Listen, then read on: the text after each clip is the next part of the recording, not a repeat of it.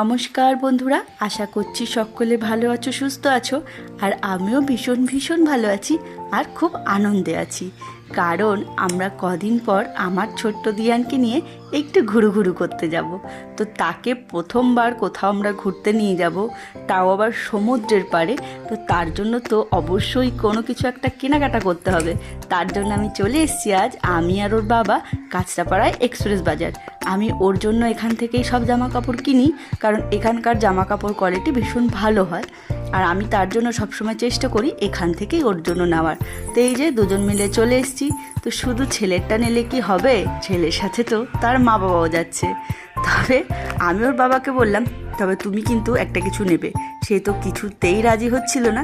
তো শেষমেশ সে তার জন্য কিছু দেখছে, চলো দেখা যাক সে কি নেয়। সবশেষে খুঁজে খুঁজে তার জন্য আমরা কিছু একটা পেয়ে গেছি। আর দিহানের মারও তো বাকি, সেটা আর দেখাতে পারলাম না, তবে বাড়ি গিয়ে দেখাবো দিহানের মা কি নিয়েছে। তো সবশেষে চলে আসলাম একটু সানগ্লাস কিনতে। আর এবার চলে এসেছি এই যে ড্রেস দেখানোর জন্য।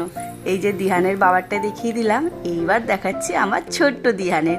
ওর জামাগুলো কেমন হয়েছে তোমরা কিন্তু জানিও। সব শেষে দেখাবো ওর মায়ের দুটো টি শার্ট কেমন হয়েছে বন্ধুরা।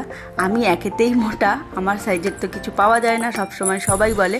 তবে আমি কিন্তু অনেক খুঁজে খুঁজে পেয়েছি আমার জন্য।